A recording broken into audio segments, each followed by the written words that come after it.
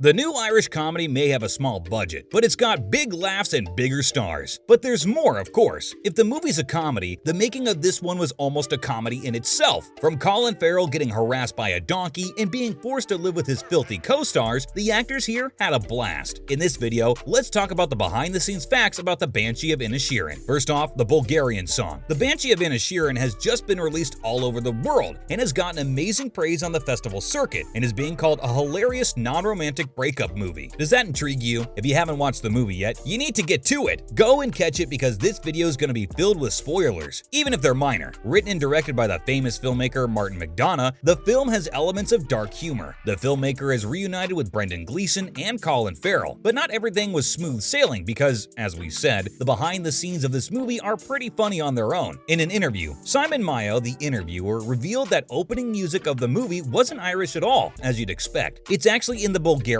language and is sung by the Bulgarian state radio and television female vocal choir. There was a reason why he had this particular song in mind when he was imagining the scene. He also mentioned that he knew the shots of Colin walking through the island were gonna have this tune because he loved it so much. We all figured that the song had nothing to do with the Irish culture, which is basically the theme of the movie, but it worked out for the scene pretty well. Martin also revealed that he didn't want the usual Irish fiddle music. Next up, Keown's blind trust. Barry Keown's also part of the movie, even though he's in such high demand in Hollywood right now. He's a part of both the MCU and DC, as he played Druig in Eternals and the Joker in The Batman. Despite all these huge blockbusters, the actor was pretty quick to sign in onto this low-budget Irish film. He was in such a hurry that he didn't even read the script. The actor went on to explain why he did that, and said that anything McDonagh does, he'd sign up for that. When he got the mail, he was all, I'm in, I'm in. Sure, the filmmaker might have a short resume, but it's impeccable, and he's known for his pitch-black dramedies. Of course, now, if the scripts are such fun material for the actors, they gotta get their hands on them. Moving on, especially for Gleeson and Farrell. This movie isn't the first time that the playwright and director are collaborating with Colin as well as Brendan. They've worked together in his directorial debut in Bruges. The three of them clearly work very well together, and of course, he knows that and wrote Banshees for the two of them specifically. He said that it was 100% written for them, and they wanted to get back together for the last 14 years to collaborate on another project, but it hadn't been happening, and Martin realized that it was gonna happen until he stopped being lazy and sat down to work on it. More on this, the parents didn't know. The new movie is set on a small island that just got off the coast of Ireland, and since his parents live in Galway, which is pretty close to the boat that visitors need to take to get there, it made sense that he was gonna stay with them while the shooting took place. It's not uncommon for filmmakers to stay quiet about a project until it's completed, but this one remained completely secretive as he filmed the movie. So secretive that he didn't even tell his mother or father about it. There's more. The terrorizing donkey. Actors are always quick to compliment the work of their co-workers, but it was Farrell who took it a step further by singing the praises of a donkey that he worked closely with during the filming of this project. The actor plays Pádraig in the movie, who has a pet donkey called Jenny. He was very happy to work with her and said that even though it was her first film, she acted like it was her 100th, but everything wasn't smooth sailing on the set because Jenny even injured the actor. He added that she didn't like her nose being touched, and he found that out post-injuries. She kicked him in the knees, but the actor admitted that it was his fault as he apparently got too close to her. What's more, the link to Father Ted. We bet many of you wouldn't have ever heard of Father Ted if you're from the US, since it's an Irish sitcom about a family of priests and is a huge classic overseas because it's filled with hilarious, vulgar profanity and takes place on rural Irish land too. If you're a fan of crude comedies, you're gonna want to watch this because many people compare it to The Office. It was revealed that the show actually has a pretty strange connection to Banshees. The director explained that he cast two actors who were extras in the first season of the show. It's those guys that we see at the pub. Let's learn more about the deal with the cornflakes. We know that the film is about two best friends who break up, and it kind of looks like Farrell might want to take a page out of Colm's book after the movie wrapped. According to some reports, he didn't just have problems with a donkey, but with Keown too. The actor said that he and his co-star lived together while shooting the film, but it wasn't the most ideal living situation because Barry stole Colin's cornflakes. Oh, and not just that, but in the morning when the Minority Report actor would wake up, the whole place would look like raccoons had been there. Like somebody said, okay, how can we piss him off? And then did exactly that. We hadn't thought that the two actors who'd end up not having a good time living together would turn out to be these two, the two most docile and sweet men in Hollywood, apparently. Up next, the worried filmmaker. McDonagh has made two amazing dark comedies, but he still felt pressure about following up the cult classic with Banshees. In Bruges followed up to the American culture, and this one, in many ways, is a spiritual successor to that 2008 movie. So we get why he was so worried, like he explained. You don't ever want to make something disappointing for the people that love that film. Now for the Phoebe approval. Who doesn't love Phoebe Waller-Bridge? Her screenwriting and acting have been amazing in recent years, what with her creation of Fleabag. She's also gonna be in Indiana Jones 5. And before this film started production, it's been reported that Martin showed the actress the screenplay. As we all know, he's one of the best screenwriters of the 21st century, but still, showing his work to one of his greatest peers could be intimidating, especially if he's also dating her. But it all went well because she definitely liked it, which meant the script was pretty good. Still, imagine dating Waller-Bridge and having the pressure to impress her not just as a partner, but also as one of the biggest names in Hollywood right now. There's something about power couples that's just so inspiring. Speaking of actress, return to roots for Carrie Condon. Condon plays Siobhan, Pollock's sister, in the movie. And while she's best known for playing Friday in the Marvel Cinematic Universe, she's also worked with the director before, but it wasn't any movie, and she was just 17 years old at that time. Now, thanks to her history with the theater director and screenwriter, she knew exactly what movie she was going to be a part of when she signed up for it. It was for sure going to have a dark theme. The actress explained that the film is much like his plays, so it kind of felt like it was a small extension of that, which was a natural progression to her as an entertainer. It was just that it was a little more mature and a little harder to play, but she did well, as we all saw. Last of all, the jogging actor. So if you were visiting the west coast of Ireland last autumn and were even on either Inishmore in the Aran Islands or Achill, there's a good chance you would have seen Colin Farrell jogging to the set of the movie wearing mint green shorts. Like, imagine going on a holiday and then suddenly seeing a famous actor just jogging around, hoping to get the production rolling. And the best part about these locations you'd visit is that they all feature in the movie. Even though Inisherin is a made-up location, all those places you see are real. That's it from our side for today. If you enjoyed the video, please give it a thumbs up. What's your favorite behind-the-scenes moment that we talked about from the Banshees of Inisherin movie? Let us know in the comments below. See you in the next one!